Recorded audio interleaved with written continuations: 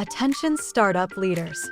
Are you strapped for time but hungry for strategic insights? Introducing Managed Chaos, your go-to podcast for navigating the startup world in less time than your morning commute. Join us as we share expert advice, real-world examples, and actionable strategies to help you scale your business, allocate resources effectively, and achieve visionary results. Tune into Managed Chaos and join a community of like-minded innovators on the path to entrepreneurial success. Do leadership strategies need to be made with a growth mindset, or does the growth mindset shape leadership strategies? Today, we're going to be talking about what it looks like for leaders to have a growth mindset, why it's important, and what the first step you can take in order to start cultivating this practice for yourself.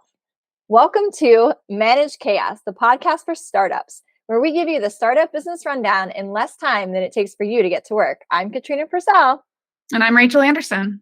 And we're getting right to it. So Rachel, tell me, what does it actually look like to have a growth mindset? I think that having a growth mindset is a really important aspect of being a good leader.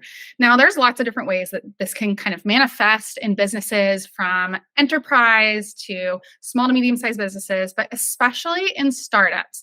The number one thing that I see as a hurdle to the growth mindset is deciding that you're going to do something and then doing that thing. And I know that sounds a little bit crazy because that is the point, to do those things. But, as you're thinking about growth, what happens is that you think that once you find a winning success or a winning formula, that's the formula that always wins. And that's not true.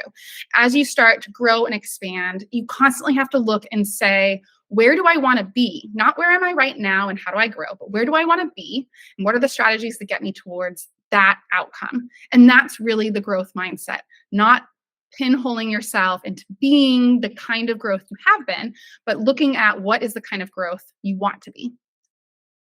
Yeah, and I think one of the things is that, when you're a founder, you tend to think this worked, right? And so that's my growth mindset. It just works this way. And really being able to take in that new information and pivot, I think, is so important. So why is it important for these leaders to have those strategies for growth? What difference does it make for their business? Yeah, so I know I just basically said, don't always count on things that work, but that's also not true. You should count on the things that work. So it's really important to make sure that you have some sort of plan for what that growth looks like. So the first thing is, what literally do you want to do? What is your product roadmap? What is the goal of your pipeline numbers or your growth metrics? Define where you're trying to get to. And then from there, definitely source help. You have leaders around you, other industry experts, people that are doing the work, can help shape what that looks like to actually implement and get that done. But I think more than that, there's an element of this unknown kind of factor when you're thinking about growth strategies. And to be really curious helps you suss those out. So why is this thing working? Why did we get this extra boost on social? Why did we have an influx of customers during this month or this week? And one of the key things that I think is undervalued as early leaders is data to really inform that decision. And data is so prevalent now that almost every tool we use has something, but we have to be able to think about it from a data-driven perspective, which is such a corporate buzzword, but where does that data lead you? And what are the questions you can be curious about to suss out other things? I don't know what you've seen. Does that resonate with some of your experiences and clients? I mean, it seems like it's been a big one for me. Yeah, I agree. And I think the biggest thing for me is making sure that you're looking at all the data, not only finding the data that supports the answer that you already think is the right answer. And so, oftentimes we can tie ourselves into a certain path and think, I've made all the right decisions. Here's all the data that shows that, when we're really ignoring data that doesn't support us. And so that's why it's so important that you're able to have the self-awareness. And I look at growth mindset as having a very deep self-awareness of the areas that you need to grow and things that you don't necessarily know. And it's really important to lean on your team. And as you said, the broader startup universe, because oftentimes you might not know the right answer, and that's okay. But the fact that you're able to go out and ask and be humble and find out the information from other people, I think is so important to making sure that you can innovate and that you can survive. Absolutely. You know, what's funny is you talking about reporting really made me remember this. Like, I think it's funny, but it's kind of not funny. But anyway, I was working at this one company years ago, and I was in charge of reporting specifically over their PR function.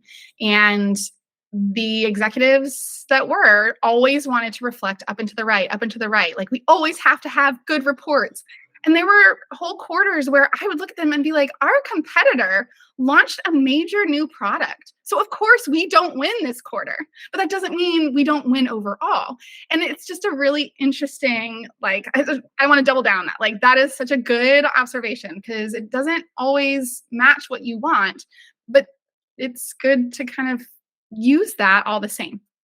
I worked for a company where the CEO was convinced, first of all, that he had all the data he needed, but he didn't actually ever want to look at any of the data. And when his team came to him and said, the data is not really clean and we need to think about how these systems talk to each other, and we don't have a way of having each system call something the same thing.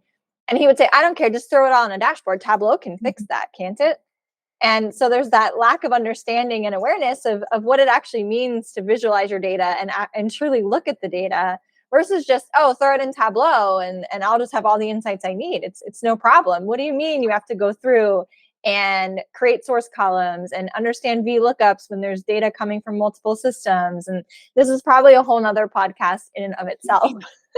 I was just thinking that. I was like, I could talk for hours about data. We'll save data for next time. But what do you think are some good strategies for scaling a business? Yeah. This is really, I think, a good question. So I think the first is that it's a mentality.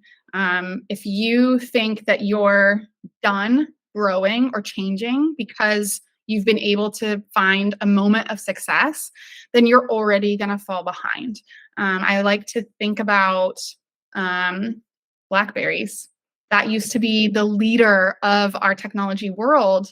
And they decided, no, we don't think the internet's going to be a thing that we really need to adopt into the practical build of our phone. And now it's a rare day that you have one. I don't know for sure that they don't exist anymore. So I'm just going to say it's a rare day that I see anyone with it. But that's a great example. And so I think, the first thing is to make sure that you don't freeze frame your moment of success and your formula for success. I think the second thing that helps with a growth mindset is deciding for yourself that you'll never arrive. If you decide that you'll never be the foremost, all-inclusive expert on all information, then it allows you to stay curious, have conversations with new people coming in, and really explore other ideas that are brought to the table. What do you think? Because I feel like there could be a dozen things. I agree. I think it's partially making sure that you understand your consumer base and who you're trying to help with your product or service, and really being able to listen to them and understanding that just because you think you know how to solve their problem, if they're giving you feedback to the contrary, that you're truly listening and you're pivoting any strategies or products that you have to actually meet the customer where they are. Because I think oftentimes we think we have the best solution or we've decided the best way to go about something. And the important thing is actually listening to people using the product and understanding and being able to, again, be humble. And I think being humble is a big part of having a growth mindset because it requires you to admit, at least to yourself, when you don't know something and when you need to learn more. I think we already started talking about this a little bit, but what practices do you use to cultivate a growth mindset, and what do you recommend that others do? Yeah, that is great. So one of the things that I like to do is stay educating myself. Is it books? Is it podcasts? Is it audiobooks even? I love just like painting things in my house, and it's like key time that I can just listen to an audiobook and hear ideas and concepts. So that's one of the things I think is a great strategy, is just to constantly look for the outlet of your choice that works great for you to hear new ideas. And then every once in a while, I would recommend for leaders to actually go try to do the thing that they're asking the lowest rung of the ladder, so to speak, to do. So if you think that, the new wave of something is going to be in, syncing up all information within your CRM, then you should go work for half an hour with the person who actually has to do that. And let those experiences kind of guide your understanding for what does it take for me to ask my employees to do this? What does it take for my company to do this? And then that allows you to make kind of synaptic connections between other parts of the business with other goals and other ideas and how those things can all work together. I agree. I also think putting yourself into networks, so new networks of people who are either in your industry or potentially in adjacent industries, and going to events where you can hear about challenges they're having, and putting yourself in a position of being slightly uncomfortable, where you're going to have to maybe talk about a challenge you're having and ask for help, but that you'll hear different perspectives, including from your leadership team. So if you've hired a good leadership team, I mean, I think that's a great place to start and say, hey, I've done a self-evaluation. I think this is an area where I'm struggling. I would love for you guys to point out when it seems like I'm doing this or I'm not doing something that I want to be doing. I agree. I read a lot or listen to a lot of podcasts. I guess I consume quite a bit of content. But I think it's always, I have great conversations and discussions with my husband where I'll say, hey, I heard about this new startup. Let's talk it through. Why do we think they're going to make it big? Or why do we think they might not make it big? And I think in general, just being willing to have the conversations and maybe not be the smartest person, but at least bring a perspective, I think is really valuable. Yeah. What do they say? Get comfortable with being uncomfortable, right?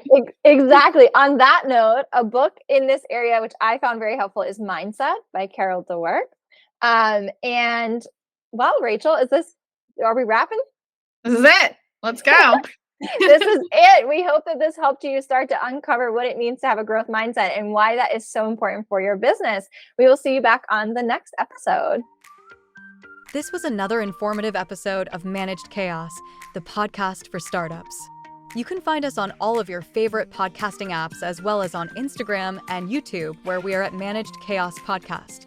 For additional resources or to continue the conversation, you can find Katrina Purcell and Rachel Anderson on LinkedIn.